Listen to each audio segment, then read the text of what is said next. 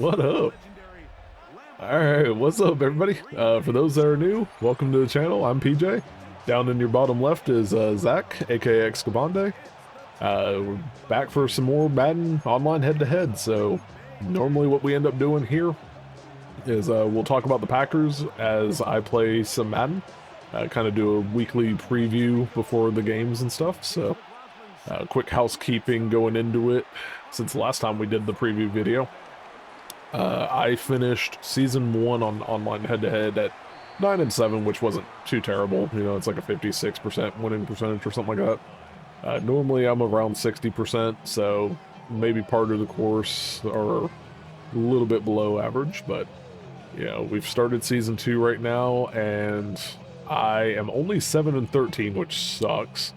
But most of that is because I was playing really tilted on like the first night or two, and I lost like 7 or 8 straight, which I haven't done since trying to do the, you know, the challenge with winning every team online in Madden 25. So, you know, I've started to recover a little bit. I'm 3-2 in the last 5, and hopefully we'll be on the positive side at the end of this video as well. But yeah, before we kind of dive into the thoughts on the Packers Bengals coming up, I guess we'll do a quick recap over the Packers-Cowboys last time out. We didn't get to do our recap video this time since, you know, work and life and stuff, but, you know, that game ended in a 40-40 tie, which, you know, I think we both joked about it at the end. You know, at least we're still undefeated at Jerry World.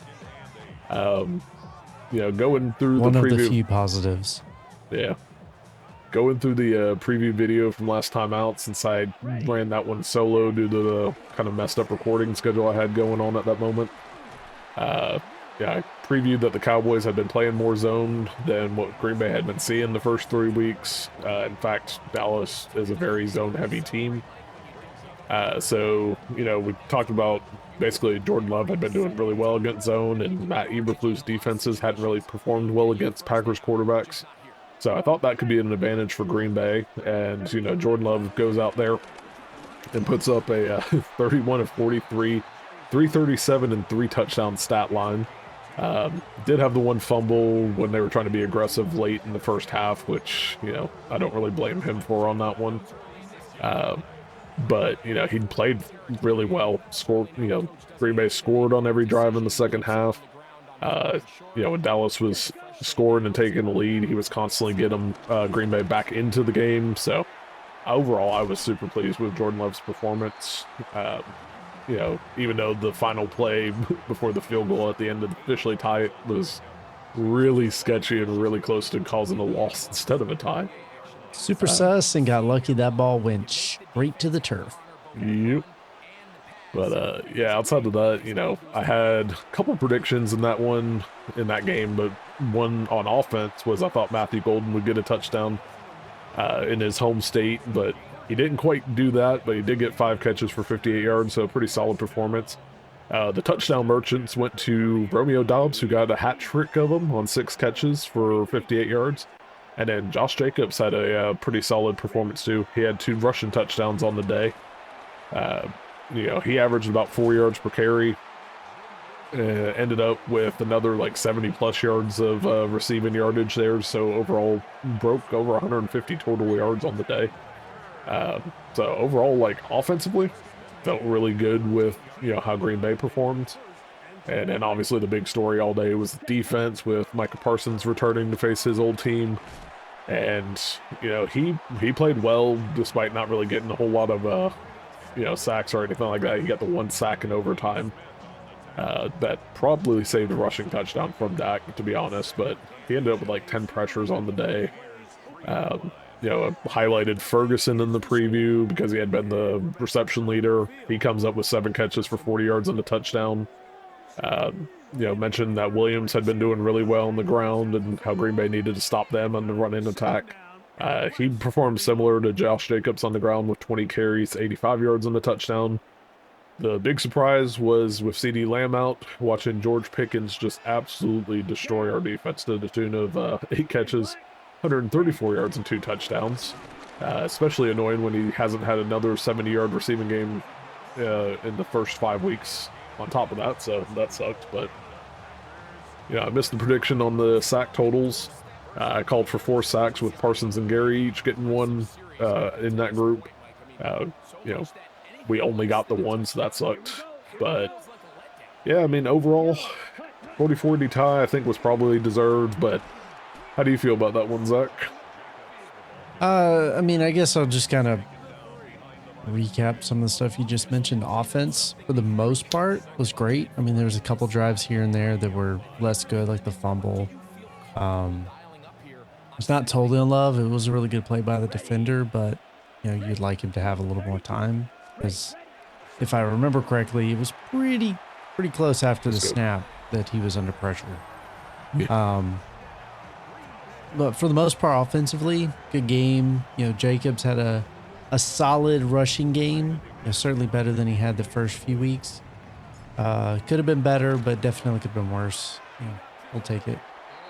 Him adding 4 catches, 7 yards, and the passing game was, you know, pretty good outlet, especially since it was quite evident that the push the ball down the field really hard offense was kind of scaled back due to the offensive line injuries. You know, you're missing Tom.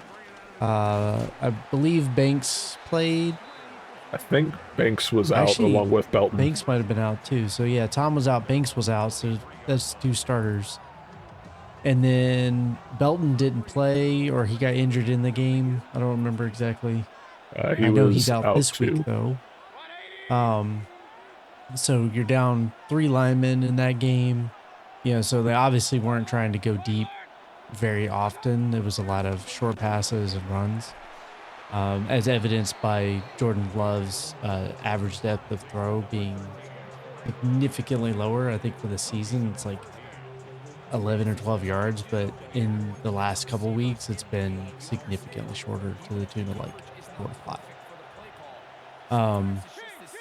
Defensively, they played great and to start, and then about 3/4 through the second quarter, Dallas was kind of getting some momentum and moving, and then Wyatt got hurt, and afterwards we just couldn't stop him. Didn't realize just how integral Wyatt was to the success of our defensive line. But it was noticeable when he was not out there. You know, they were, I don't want to say that they were rushing better, but when they really needed a rush and we really needed to stop it, we seemed to give up 6. And the pass rush was all right. I mean, Parsons individually did really good on just a pressure standpoint, even though he only got the 1 sack. But for the most part, the pass rush just wasn't there. Dak was throwing the ball quickly. Obviously, Pickens, especially in the second half, was pretty much uncovered. He just did whatever he wanted. So defensively, not great. And then special teams. Can't forget about special teams. They had a blocked extra point. They returned it for 2. Made a 3-point difference. Guess what? We had to kick a field goal just to go to overtime. I'm so done with special teams at this point. Yeah, I mean, the 2 blocked kicks on special teams prevented a win in Cleveland, and ultimately, because of what the score ended up being at the end of the game, possibly prevented a win against Dallas. You know, you get the extra point, they don't get the 2. Then our field goal at the end to take it to overtime is a potential game-winning kick and not a game-tying kick. Yeah, that was definitely, They weren't good on kick returns either, offensively or defensively.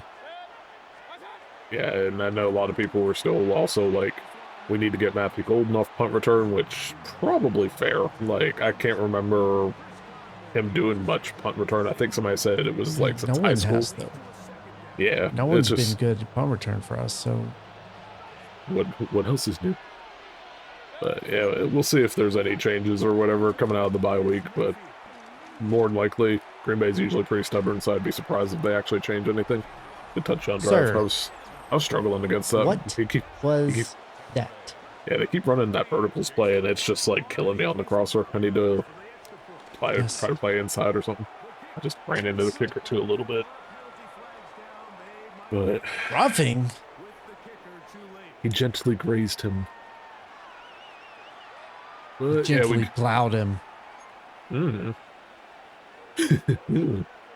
But yeah, so 40-40, probably a fair result, all things considered, for the Dallas game. But now it's coming out of the bye week, going on to Cincinnati, and starting out, Green Bay is like 14.5 point favorites, which It's is wild.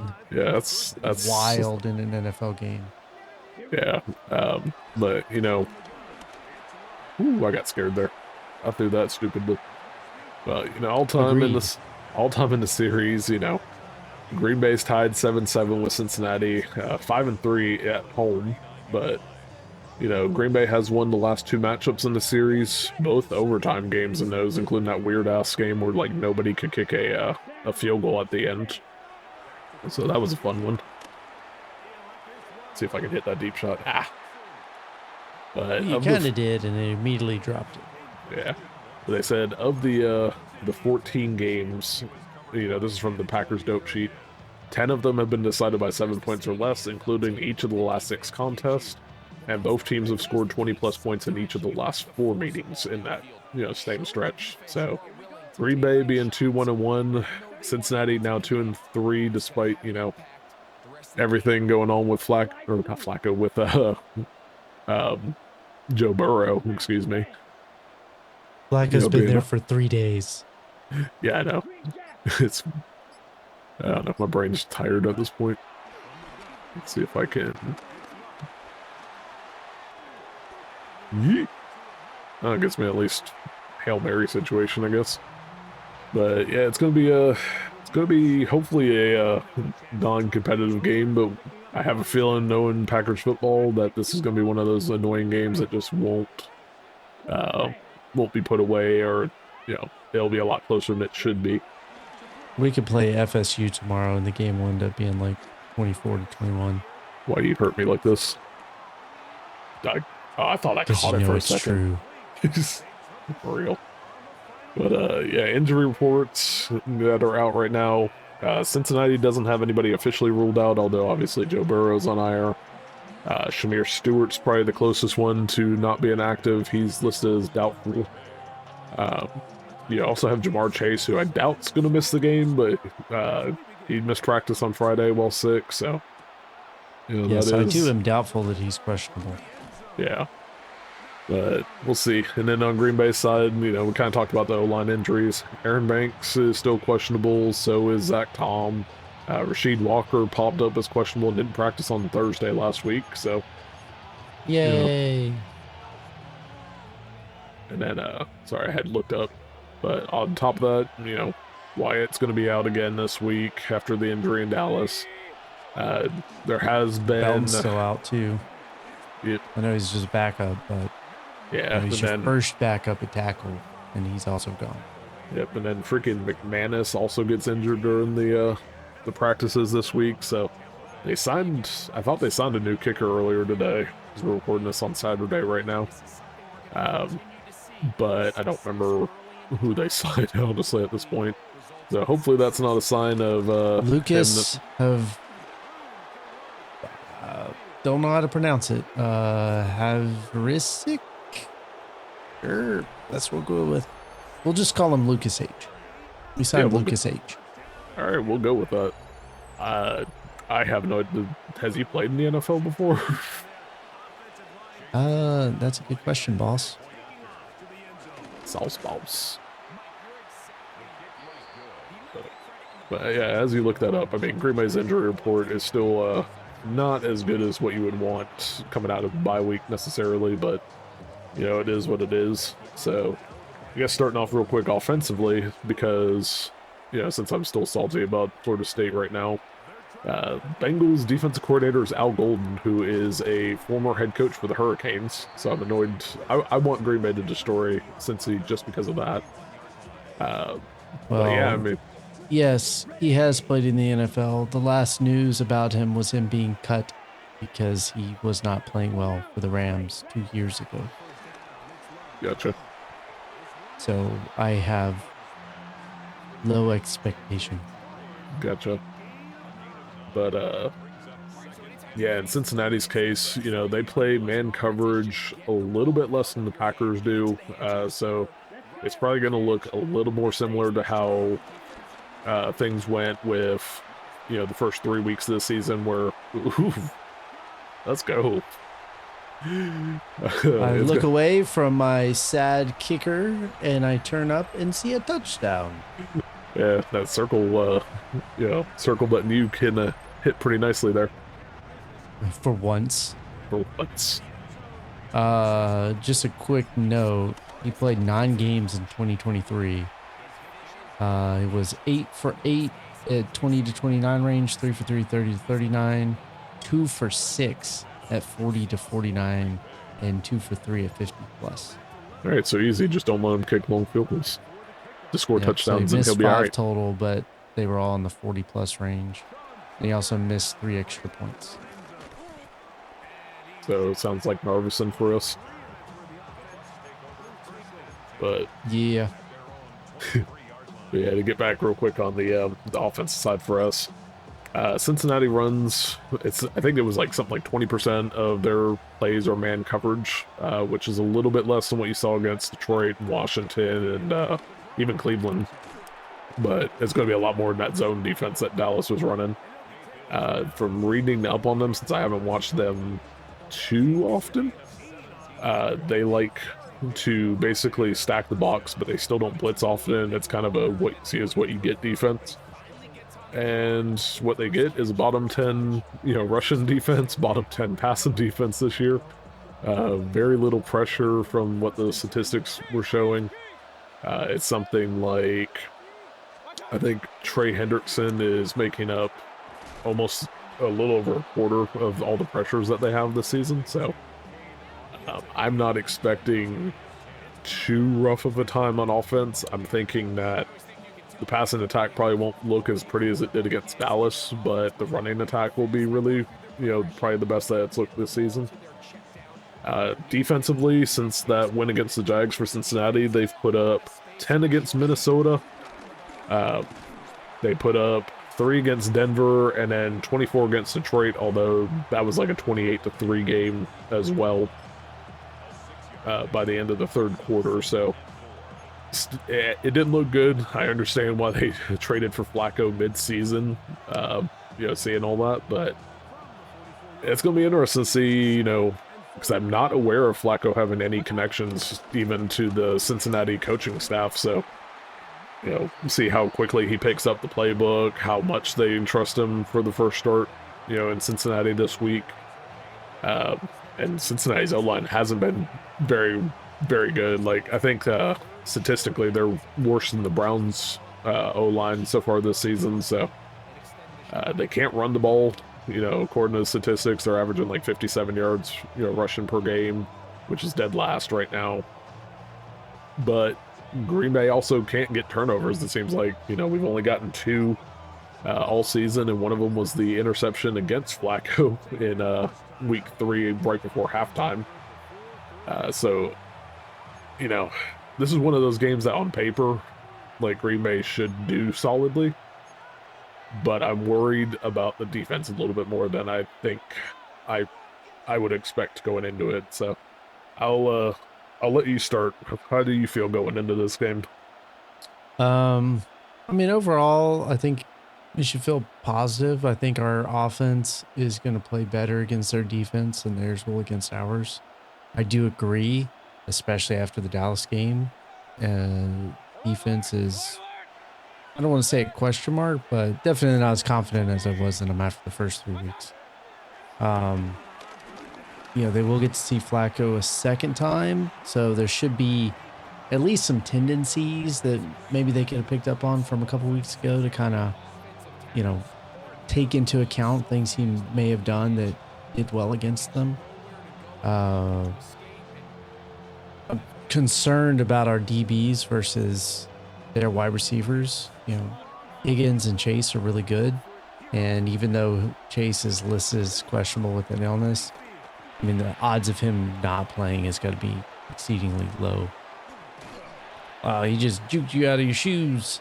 I'm annoyed by that only because I thought the clock was going to run out with when he selected that play call, so I just expected it to go to 0, and I didn't really choose a play, and I got burned by it. So that Bruh. sucked. He selected it with like 7 seconds left. Normally it runs down. Ugh. Whatever. Always We'll got to get be it. on your toes. Whatevs. We'll get it. Anyway, before I was rudely interrupted by your poor defense, I think the defense will play okay. It really just depends on pressure. If they can get a lot of pressure, particularly early, I think that'll kind of set the tone. Offensively, the Bengals defense has been ranked at the bottom in most categories. I think they're near the bottom in run defense. Let's see what we got. They're 24th in rush, 29th in passing, 30th overall. We have an okay run offense. That's mostly been because run blocking hasn't been particularly good. Obviously, the offensive line is still questioned because of all the injuries. Tom may not play, Banks may not play, Walker may not play. You're already down your first backup tackle. I know we designated Monk to return from IR, but he's going to be out. He's already ruled out. So there's just a lot of holes on the offensive line. I would expect us to probably play short passing game again, unless the Bengals can show that they can't rush us. If they can't get pressure, then that'll open the offense up, and maybe we'll see, week 1 and 2 offense where they're taking some good middle and deep shots regularly. I mean, the key really will be offensively to just keep Love clean. If Love stays clean, then everything else should click. And even if they have to have a long, slow drive down the field, as long as it results in points, particularly touchdowns, we're not going to complain, other than if the play selection seems a little weird. But if it works, then you'll take the points. I'm highly concerned about special teams making a mistake again. I know that they blamed, some of the struggles on like Musgrave missing a block, which, while true, sometimes you just got to put in your better blockers on your special teams unit, and whoever's decision that is to have people that don't block as well, like Musgrave is not known for his blocking ability in general anyway. You're just going to have to make better players available, even if those players could use the break. Yeah, What's pretty much. a couple more snaps a game to make sure that special teams isn't a total disaster? Yeah, I'm hoping they finally have their come to Jesus moment and actually put in some decent blocking, because I mean, they made changes last week after the blocked extra point, but by then it's too late. Yeah, I'm hoping those changes are like permanent, because it seemed a lot better once we made those changes. And it turns out putting starting linemen on the field to block actually does better than putting your backup tight end. Cut underneath, get a decent scramble going here. You better win, boy. Better. But yeah, I'm gonna say too, my official prediction while I'm thinking about this, because I'm gonna be focused on the end here. I have Packers winning 28-20. A little bit more uncomfortable than what you would want, but I've watched Green Bay freaking drop games to winless teams. Like when we went in person, saw the Bucks, who were winless at that point with Josh Freeman, come out and beat us. I stand by my statement about us playing FSU and barely winning.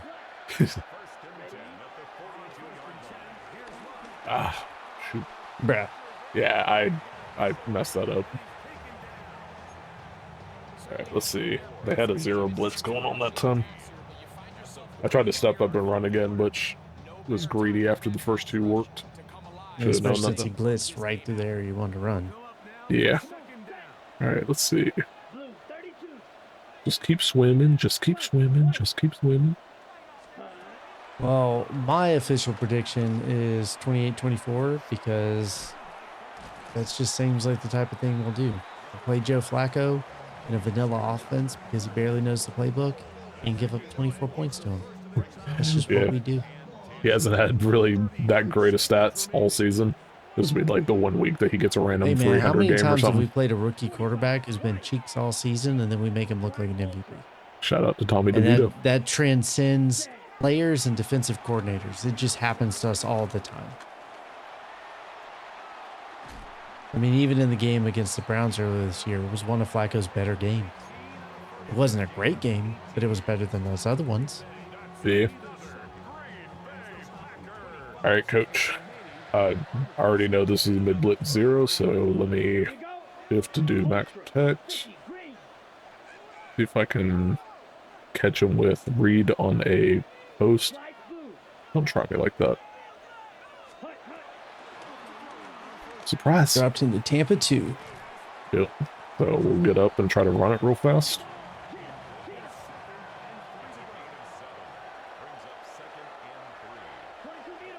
Clock is ticking.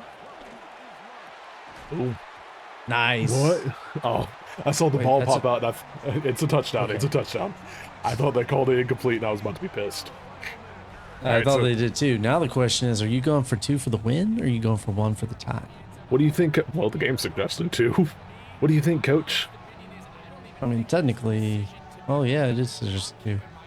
I mean, go big or go home. I think go for the win. Hell yeah. Well, my opponent is the one that paused very quick. Interesting. All right. Empty stick has been solid for me. Let's do it. We got Dobbs there. Man. He's only got 2 defenders over there right now. Oh, he adjusted. Yeah, he shifted. Let me pause that or call timeout. Didn't like how it felt. The vibes were off. Vibes were wrong. Dead wrong.